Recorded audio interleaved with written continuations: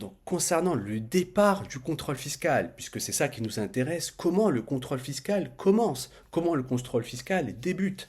Alors, il faut savoir que le contrôle fiscal commence et débute par une fiche qu'on appelle la fiche de programmation ou la 3909. Il faut savoir que beaucoup de gens ignorent cette fiche-là. Le contribuable qui est contrôlé a le droit de demander cette fiche-là, la 3909, d'accord? Mais l'administration a aucune obligation de la communiquer au contribuable si ce dernier ne la demande pas. D'accord? Donc là, une première astuce. Donc, vous pouvez voir à partir de quand et comment le contrôle fiscal a débuté. Il faut savoir que majoritairement, il y a beaucoup de délations, d'accord, pour que l'inspection des finances publiques agisse, fasse un contrôle, mais nous prenons les délations uniquement si elles sont circonstanciées, factuelles, et on veut le nom et la prénom de la personne avec sa signature. C'est-à-dire que concernant les délations qui sont faites donc, par une ex-femme, par un amant, par un époux infidèle ou autre, d'accord, il faut que, il faut que ça soit circonstancié. On veut le nom, le prénom et une signature, d'accord. Concernant le départ du contrôle fiscal, ça peut être aussi également sur l'intuition de la BCR qui travaille en collaboration. La BCR, c'est une brigade de contrôle et de recherche qui travaille en collaboration avec les inspecteurs des finances publiques. Et donc cette BCR-là a des soupçons. Donc elle a un panel, donc elle va vérifier des entreprises ou autres, et elle va dire attention, j'ai un soupçon là sur la TVA, sur l'impôt sur les sociétés, sur l'impôt sur les sociétés, la TVA. Il y a quelque chose qui ne va pas sur cette société-là. Donc voilà les axes que tu devrais vérifier. Toi, monsieur l'inspecteur, je t'envoie cette fiche-là, cette 3909, et tu iras faire ces vérifications-là.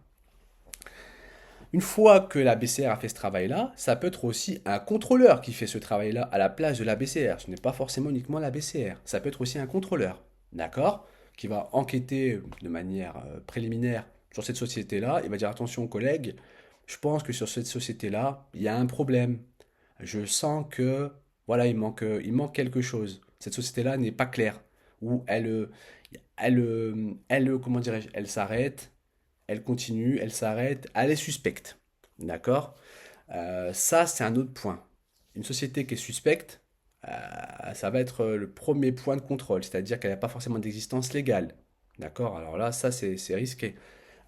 Vous faites une société, mais elle n'a pas d'existence légale. Premier danger. Tout ça, ça va donner la puce à l'oreille au fisc, dire, bon, on va aller voir ça. Troisième point, ça peut être l'intelligence artificielle. L'intelligence artificielle qui va regrouper une multitude de données et elle va dire au fisc, attention là, c'est potentiellement une activité suspecte. Me vient à l'esprit des domaines ou des domaines d'activité où la fraude est récurrente. Je ne jette pas l'opprobre sur nos amis du BTP, par exemple, mais les amis du BTP, on estime que la fraude fiscale est récurrente. Donc il y a eu les auto-écoles aussi, les pharmacies pendant le Covid.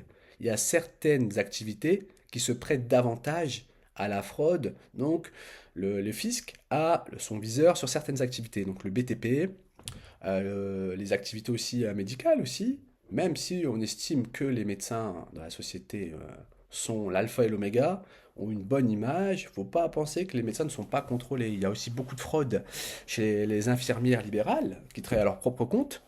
Donc tout ça, ça veut dire qu'il y a certaines activités qui sont plus propices que d'autres à la fraude. Donc là, quand vous réunissez tous ces éléments, si je devais faire une synthèse, quand vous avez les délations, par rapport à votre ex-conjointe, un amant ou une maîtresse qui va vous faire une délation au fisc. Mais attention, on prend les délations si elles sont circonstanciées, signées avec la pièce d'identité de cette personne-là. Il faut que ça soit précis. Premier mouvement, première idée du mouvement pour mettre en œuvre le contrôle fiscal. Deuxième idée, la BCR. Comme on a dit, la BCR, la brigade de contrôle et de recherche, qui a un soupçon sur telle ou telle société, qui va enquêter et qui va donner un rapport préliminaire aux inspecteurs des finances publiques pour qu'ils fassent ces recherches sur les différents axes. Troisième critère, c'est un contrôleur. un contrôleur. Dans la hiérarchie des inspecteurs, il y a les inspecteurs qui sont catégorie A, vous avez les contrôleurs qui sont catégorie B, et en dessous, en catégorie C, vous avez les agents. D'accord? Donc le contrôleur qui est en dessous hiérarchiquement de l'inspecteur des finances publiques, donc on va lui donner des dossiers, on va estimer, ou de lui-même, d'accord, il va aller faire ses propres recherches, et il va estimer que, attention collègue, là tu devrais faire un contrôle parce que j'estime que cette société-là, elle nous cache quelque chose. Ah, la TVA est pas bonne, il n'a pas fait sa déclaration de TVA, ou alors c'est une activité suspecte, ou alors ça peut être une activité, vous avez appris par X ou Y raison que c'est une activité illicite. D'accord? Qu'est-ce que c'est une activité illicite? On entend quoi par activité illicite? Ça peut être la prostitution, la drogue. Faut savoir, c'est assez marrant, mais la drogue, le trafic de stupéfiants, la prostitution sont des activités illicites en France, mais le fisc mais qui sont fiscalement imposables. Donc c'est assez marrant, mais c'est factuel. Que ça soit la drogue ou la prostitution, c'est fiscalement imposable. Donc l'argent, comme on dit, n'a pas d'odeur. Pour le fisc, oui, l'argent n'a pas d'odeur. Et donc en fait, ça me rappelle une histoire assez marrante d'une collègue qui travaillait sur un dealer qui avait fait un trafic de drogue. Et donc, ils avaient retrouvé chez lui 100 kilos de cannabis. Et donc, il est parti en prison, évidemment. Et en prison, elle est allée le voir pour essayer de reconstituer, pour savoir, d'un point de vue de contrôle fiscal, combien il devait au fisc. Et en fait, ce monsieur devait 2 millions d'euros. Donc, qu'il ne recouvrira jamais, évidemment. Mais voilà. Donc sachez-le que la prostitution et les prostituées sont imposables et les trafiquants de drogue sont également imposables. Voilà pour la petite histoire. Revenons donc à notre petit programme. Donc voilà, on a vu, premier point, on a compris comment se déclencher le contrôle fiscal. Maintenant, sur cette fiche de 3909, cette fiche de programmation, donc on va demander à l'inspecteur de réaliser des actes de vérification afin de vérifier si oui ou non il y a une fraude de la part de l'entreprise ou du contribuable. Donc, sur la fiche de programmation, on demande à l'inspecteur d'enquêter sur des axes, par exemple un problème de TVA, un non-dépôt de déclaration en termes de temps et en heures, ou alors une activité occulte, proxénétisme et autres. D'accord? Ça, c'est la première idée.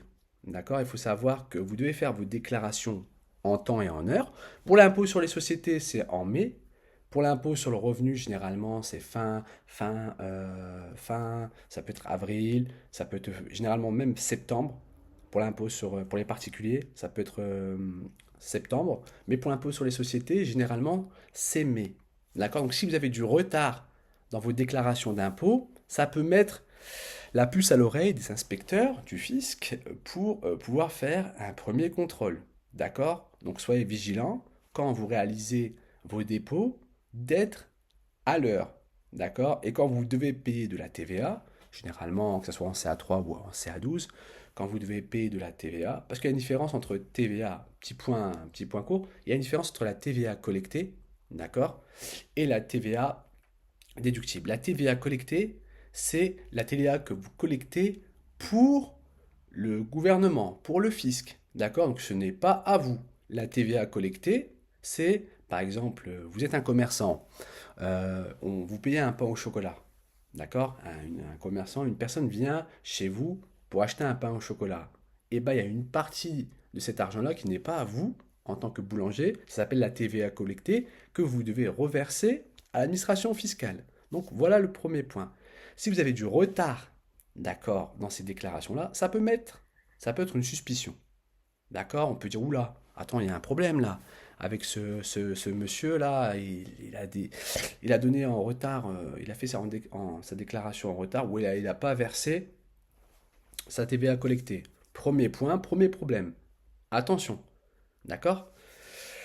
Donc, voilà par rapport à ces petits points pour l'instant. Donc, on va passer donc à la section 2. Donc, cette première section, c'était comment se démarre le contrôle fiscal.